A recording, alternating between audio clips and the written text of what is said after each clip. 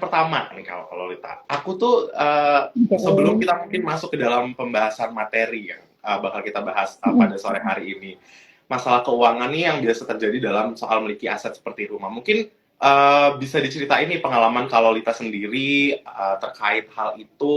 Kira-kira udah pernah ngerasain apa sih journey-nya kalau Lita dalam mewujudkan impian salah satunya mungkin rumah? Oke, iya, sharing sedikit ini kawan Raya ya. Ya, Jadi aku itu gimana ya? Kita kan hidup di zaman yang apa? Dulu ya orang tua kita tuh mungkin suka pada ngepush kita untuk punya rumah, betul nggak Kak Denis? betul, Jadi Mbak. suka pada ngepush gini, kapan nih beli rumah? Masa nggak punya punya? Ayolah ambil cicilan, kalau nggak dengan nabung gitu kan ya. Ya, Nah, ini tuh kayak pressure gitu loh, kayak pressure ke kita, nggak cuma dari orang tua sih ya, dari keluarga, dari teman-teman. Jadi mm-mm. kayak pressure, jadinya kita dipaksa harus segera punya rumah, pokoknya punya aja dulu lah. Nah, Yes. padahal yang namanya rumah itu kan beda ya sama beli baju ya Kak Denis ya. Kalau kita baju, bosen atau ternyata, oh salah nih, bukan ini ukurannya, bukan ini yang saya mau gitu kan. Tinggal dijual atau dibeli atau dikasih orang, kita beli lagi ya kan. Tapi kan rumah nggak bisa begitu ya Kak Denis ya. Rumah kan nggak bisa begitu. Rumah tuh harus kita cek lagi, kita pertimbangkan baik-baik, kita harus survei, nyiapin dananya kan juga nggak gampang. Jadi nggak bisa juga kita paksakan semua orang itu harus segera punya rumah. Ya walaupun bisa saja sih kita cepat-cepat punya rumah. Nah kalau pengalamanku kebetulan baru punya rumah umur 35. Oke. 35, ya dulu sih angan-angannya ya siapa sih yang nggak mau pengen punya rumah cepet-cepet ya kalau bisa sudah punya rumah gitu ya. Tapi realitanya kan beda. Jadi ya Ya.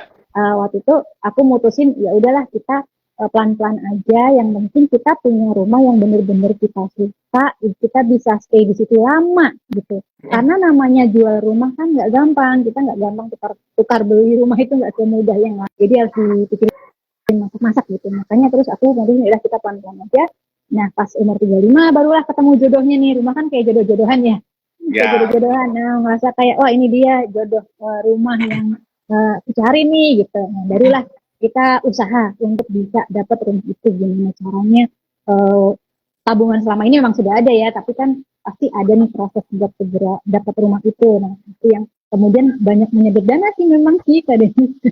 Jadi tabungan segala macam gitu, pokoknya habis-habisin lah buat rumah. Gitu. ya. Waktu umur 35 itu seperti itu. Oke, ini kalau Lita kalau berdasarkan ceritanya tadi, jadi kayak Mm-mm. sesuatu tuh harus dipersiapkan dengan matang. Mungkin memang ekspektasinya Ya, sebelum usia 30 udah harus punya rumah, tapi kalau misalnya dipaksakan kan ada banyak dan rumah itu mungkin untuk jangka panjang gitu ya. Jadi yang dipikirkan ada banyak, ya bahan betul. ada banyak. Jadi belilah rumah Mm. di saat sudah siap gitu ya. Yes, Nah, kalau Lita, tapi betul aku Kak mau Denis. nanya deh, selama ini tuh pandangan rumah ini mungkin dari aku juga mendapatkan paparannya seperti itu dan orang-orang lain di luar sana bahwa rumah ini adalah masuk ke dalam salah satu kebutuhan primer. Nah, tapi dilihat di era modern seperti sekarang yang kayaknya udah serba dinamis, apakah rumah masih dipandang sebagai kebutuhan primer atau gimana nih kalau Lita? Iya, sekarang ini lebih fleksibel ya Kak Denis ya, lebih fleksibel. Bukan hanya karena masalah kebutuhannya, tapi karena ketersediaannya juga ya kan. Ya, Sekarang mungkin masih sebenarnya primer ya, namanya sandang, pangan, papan tuh masih yang paling penting. Hanya sekarang mungkin orang tidak merasa harus memiliki, sebagian ya, merasa tidak harus memiliki rumah ya, cuma kayak cinta tidak harus memiliki ya, rumah juga tidak harus dimiliki. Nah, ya, kemungkinan ini karena apa? Pertama, harga rumah ya properti di Indonesia itu udah sangat tinggi.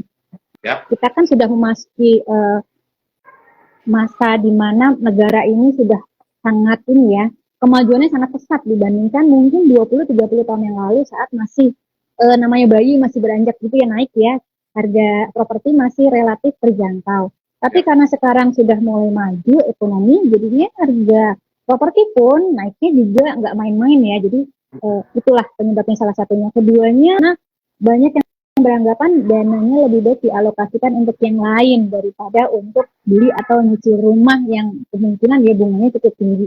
Ada pandangan seperti itu. Tapi yang jadi pertanyaan sekarang, nanti kalau sudah pensiun mau bagaimana? Apa ia mau nyewa terus? Nah itu mungkin yang jadi kecemasan Gen Z ya. Nanti Ya. kira-kira gimana kalau udah pensiun? Pernah kebayang nggak Gen Z ya? Mungkin masih jauh ya. Tapi kalau Betul. dari sekarang mulai dibayangin, nanti kalau sudah pensiun atau mau nyewa terus ya, pasti kepikir, wah ini harus punya nih gitu kan ya. Nah itu yang mungkin sekarang menimbulkan kecemasan di kalangan Gen Z dan juga sebagian generasi milenial juga pasti berpikir seperti itu. Oke, nah gitu. Itu berarti tandanya ini udah bukan sebenarnya udah dinamis aja, tapi at the end of the day, akhirnya punya rumah itu memang butuh gitu ya, karena kan masa kita mau nyewa terus gitu ya. Jadi Iya, punya rumah ini masih masuk, mungkin masih bisa dikategorikan sebagai kebutuhan yang masih, primer gitu ya. masih, Nah, masih. kalau Lita nih kita kan menampung pertanyaan-pertanyaan dari kawan Raya nih. Ada yang bertanya dari @mami_rafik. Bagaimana mengelola uang agar bisa bangun rumah sendiri dengan dana cuma sedikit, Kak? Boleh. Kalau Lita dijawab. Iya, namanya beli rumah itu kan yang terbesar dalam hidup ya, selain pensiun dan dana pendidikan. Jadi memang nggak bisa langsung seketika bisa. Memang kita harus pelan-pelan, nggak bisa instan gitu. Nah, sebenarnya kesalahan Gen Z dan milenial itu umumnya tuh ada tiga sih Kak Denis ya dalam membeli rumah. Pertama, mereka tuh nggak tahu harga rumah yang sesuai kemampuan. Yap. Ya, kadang-kadang kita bingung yang mau beli rumah. Ini rumah harga segini cocok nggak ya buat kemampuan kita, kondisi kita. Nah, itu yang kadang bikin bingung. Kedua, setelah tahu nih seperti apa rumah yang diinginkan, mungkin bingung mau ngambilnya beli tunai nanti ditunda-tunda atau KPR gitu. Itu juga salah satu kebingungan. Ketiga, biasanya nggak siap biaya pembelian selain harga rumah. Jadi rumah misalnya 500 juta. Padahal ada nih biaya-biaya lain di balik itu yang ternyata lumayan besar ya, dan baru disadari itu belakangan. Itu sih sebenarnya. Nah, ini yang kemudian jadinya membuat generasi Z dan milenial akhir itu jadinya suka belum siap untuk beli rumah karena itu tadi ada tiga hal tadi. Kalau memang masih sedikit penghasilan berarti apa? Berarti pertama harus cek kesehatan keuangannya dulu ya. Kesehatan keuangannya dicek dulu. Gimana caranya biar kita bisa nabung atau investasi lebih besar dari yang sekarang. Karena kan awalnya dari situ dulu ya, dari gimana kita bisa menyisihkan untuk tabungan. Kemudian gimana caranya kita bisa menambah income. Ya mau nggak mau memang harus nambah income sih. Dan perbanyak aset yang ingat yang konsumtif ya. Sekarang kecenderungannya banyak yang kalau beli-beli barang atau aset itu sifatnya konsumtif yang nggak menghasilkan gitu Kak Denis. Nah, padahal untuk kita bisa punya rumah, berarti kan kita harus punya income banyak ya. Income kan salah satunya dari kita kerja, kan nggak mungkin dong kita kerja yang malam sampai Sabtu Minggu gitu kan mungkin nggak mungkin ya. Nah, salah satu caranya adalah punya aset investasi untuk bisa menghasilkan income tambahan. Jadinya kita jangan hanya fokus ke aset yang konsumtif, tapi juga ke aset yang produktif. Begitu, Ben. Gitu, ada dua tipsnya untuk menjawab permasalahan gimana caranya biar walaupun mungkin dinilai uang kita masih dikit, tapi ternyata bisa juga punya rumah. Caranya adalah menjaga Bisa atau tidak kesehatan sih bisa finansialnya itu. aja sih.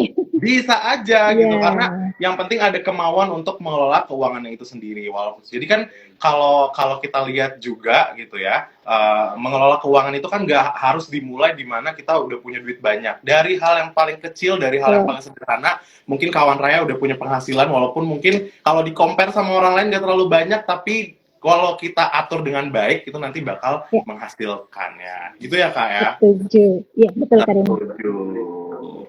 Nah, kalau Lita, jadi sebenarnya menyambung dari pertanyaan yang tadi, fondasi-fondasi apa sih yang sebetulnya harus dipersiapkan nih sama generasi muda khususnya untuk mulai menabung gitu ya? Kan ada banyak pos-pos tabungan sebetulnya untuk memulai gimana kita menyiapkan dana untuk membeli rumah gitu ya. Jadi mungkin kita siapkan dana darurat atau dana yang lainnya. Gimana sih Kak fondasi-fondasinya yang perlu diperhatikan? Oke, fondasi keuangan yang sehat. Sebenarnya mungkin ini udah banyak banget dibicarakan sama perencanaan keuangan ya Kak Denis ya. Jadi mungkin kedengarannya buat kawan raya, kayak mau ngulang-ngulang, tapi ini penting banget kawan raya ya. Jadi pertama cash flow ya, cash flow dulu. Ini kuncinya di cash flow sih, cash flow pertama. Gimana kita bisa ngatur uang masuk dan keluar sehingga bisa menyisihkan lebih banyak ya. Bukan berarti ngorbanin hal-hal yang kita sukai, tapi untuk hal yang mungkin kurang penting atau kurang bermanfaat buat kita, itu yang ditekan pengeluarannya biar bisa menyisihkan lebih banyak lagi. Kemudian yang banyak itu, yang kita sisihkan jadi banyak itu ya, tadi jadi banyak, itu dikemanakan? Nah ini yang kadang-kadang suka salah juga, kawan raya. Harus ditabung. Yang pertama tentunya ditabung ya.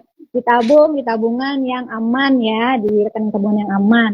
Kemudian diinvestasikan. Jadi kita harus bisa rutin nabung dan investasi.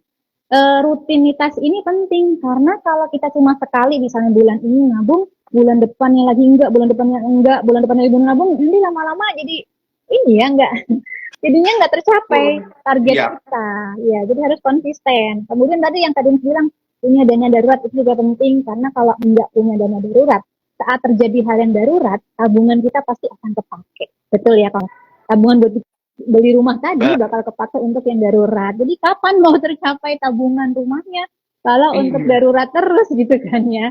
Kemudian punya proteksi asuransi minimal asuransi kesehatan ya kalau Gen Z kan relatif masih sehat tapi sakit-sakit dikit itu pasti ada ya. Jadi harus siap asuransi minimal asuransi kesehatan gitu. Kemudian berhemat tadi ya, frugal living. Mau nggak mau, kawan raya harus frugal living kalau memang penghasilan masih kurang. Kemudian berusaha untuk nambah income. Ya.